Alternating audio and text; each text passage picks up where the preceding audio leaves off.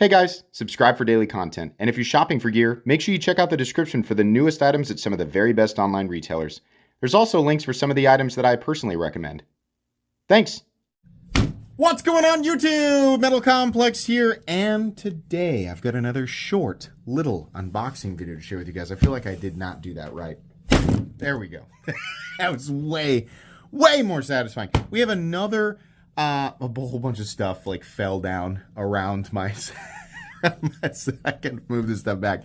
We have another Microtech knife, another model, well, a variation of model that I have never handled, and honestly, one that I wasn't really expecting. I was a little bit surprised to see this when it initially came out, and I thought at some point I'd like to take a look at that. And thanks to eKnives, I can share it with you. Thank you to eKnives for loaning this knife to me for review and for sharing, for show and tell. It does have to go back to eKnives when I'm done, but thank you for loaning it to me. I'll link it down in the description, and you guys can check it out if you want to.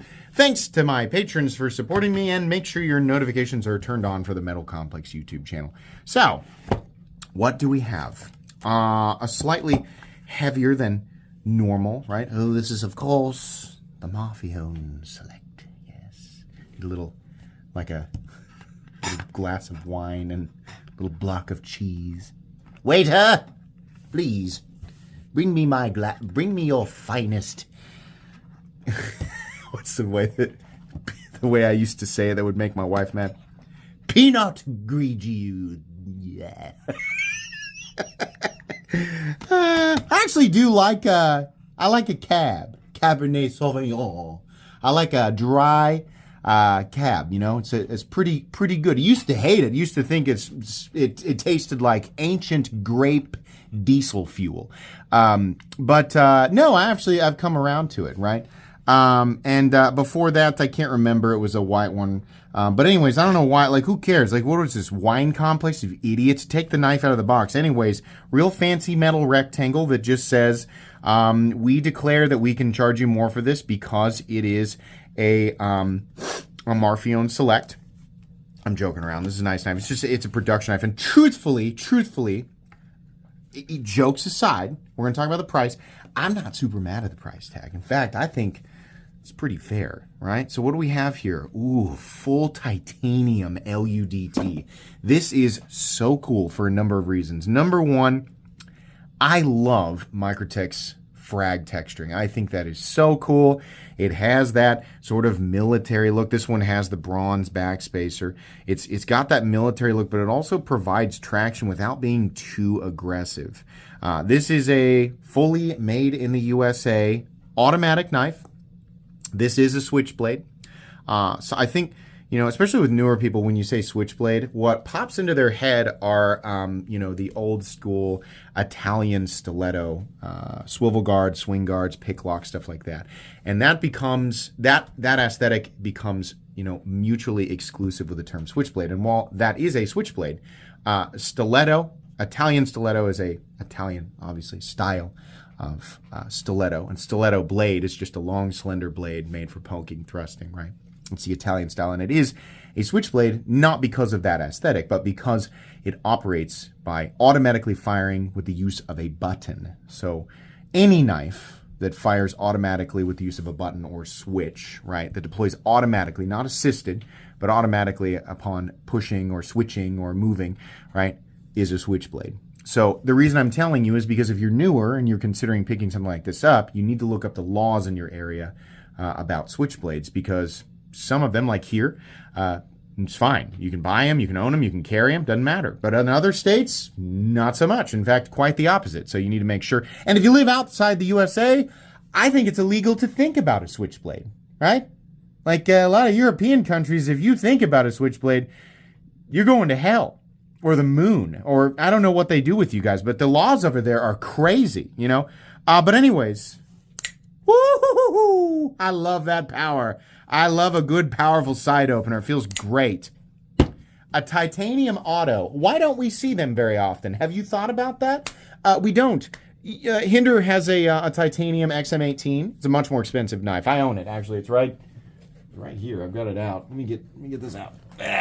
Is it that one? Hold on. I got a lot of full titanium XMs, okay? Hinderer has the full titanium XM18. That's a nice knife. It's a good knife. It's full titanium. It's a little more robust, right? Power between the two. I think the LUDT actually fires. Yeah, it's about the same. They're about the same. A lot of people were saying the XM18 was weak. It's just got a really big blade. I think the LUDT is slightly more powerful. But, you know, while you could make an argument that there's probably a little bit more hand tuning and assembling that goes into the Hinderer, and it is a more small batch product than the LUDT, right? And there's probably there's a little more material, a little more machining involved. So this ends up being like a $650 knife. This titanium LUDT ends up being something like a $430, $450 knife, maybe $455, something like that.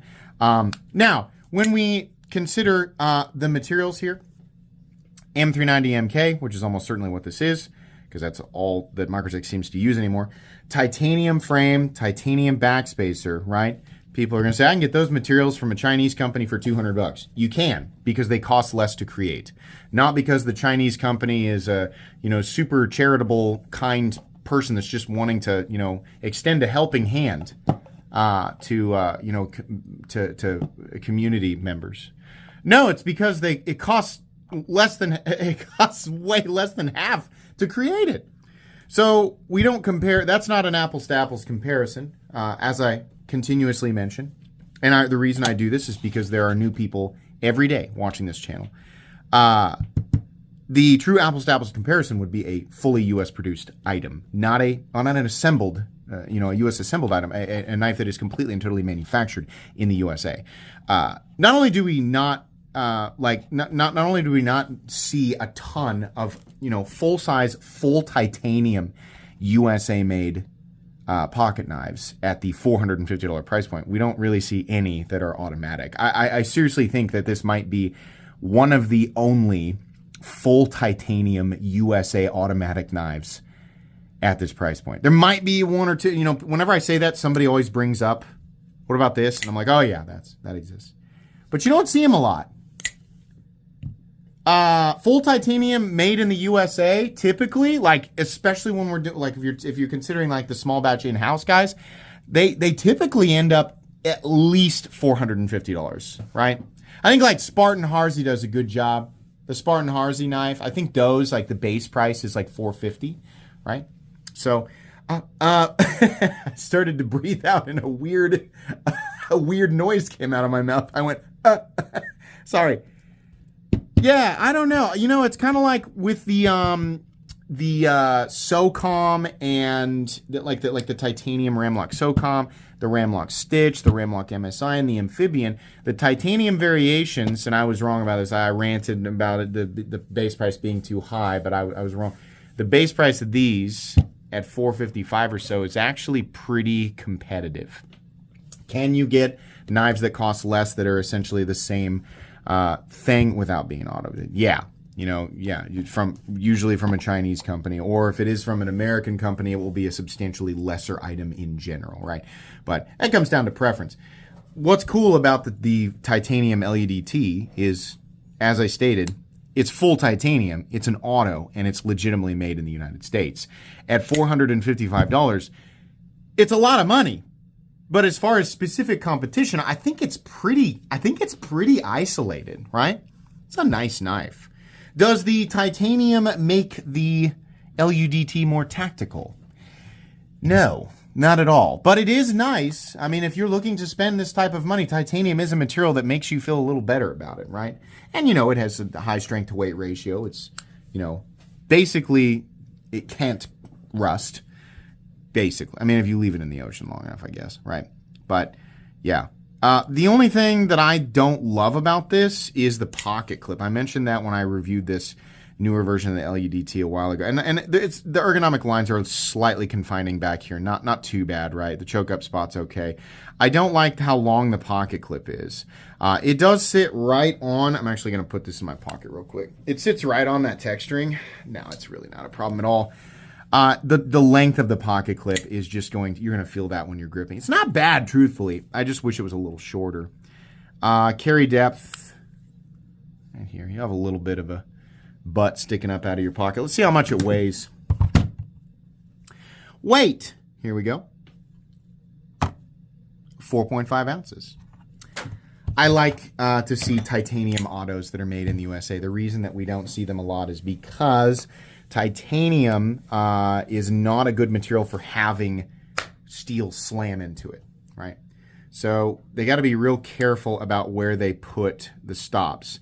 On an XM18 3.5 inch, normally the manual versions, where's the stop? Well, the stops are the studs, right? It slams into the titanium. Typically, the force from your hands is not really enough to make that much of a, difference. On the XM18 Auto, it still has what looks like the area there for the stops, but the stop is actually back here. It's actually a pin. This is a steel pin. So most of this force is mitigated away from the frame, even though the pin is in the frame. Most of that force goes into the pin, right? Still have to be careful about that because of galling that can occur with titanium. Titanium is a great, it's a great support material, right? The strength to weight ratio is really good, and obviously the corrosion resistance is great, and it does feel very luxurious. But it's not the type of material that you want to use as a blade, and you don't want things slamming into it, right? So they have made sure that this stop pin here is taking most of the force, so that's good. But yeah, we don't see it a lot because I think it's like a lot of companies and makers and designers are just worried about how, this consistent high force, because the coil spring inside of the pivot is going to throw this blade harder than a normal person would typically flick their knife out, right? You got those guys who do the Uncle Jerry whip, usually that's out of necessity because the knife they're carrying is so poorly made that is required. That's also not good for your knife. But yeah, with an auto like this, it has to be like most of that force cannot be going into the frame. At least that's how I've had it described to me. It's funny because I had an old ProTech SNG that was titanium that actually utilized the stops the same way that a standard SNG does. And it was fine, but I think maybe over time, I think the reason why they don't do that, we don't see that a lot anymore, is just simply because they figured out this doesn't, eventually this causes issues. So I don't know. I'm telling you guys what I know about it. So if you know more about it, then feel free to enlighten me and everybody else. But this is neat. I'm glad I had an opportunity to handle the titanium one. There are a few different variations of this available, so I'll have that linked down in the description where you guys can check it out. I don't think there's really anything else to say. I have a review of this knife already. This is the same knife. It's just not in aluminum. It's in titanium. If you don't mind the aluminum variations, I think they're like $150 less, right? At least 100 less. So anyways, that's going to be it today, guys. Please make sure to follow me on Instagram at metal_complex. If you enjoyed this video, leave a like. If you'd like to check out my other content, I do, of course, have lots of videos of knives that are either expensive or inexpensive that I do or don't like, so check those out. If you enjoy all my content, go ahead and click on that Metal Complex logo right there and subscribe because there's definitely more coming. Thanks again for watching, everybody, and have a great day.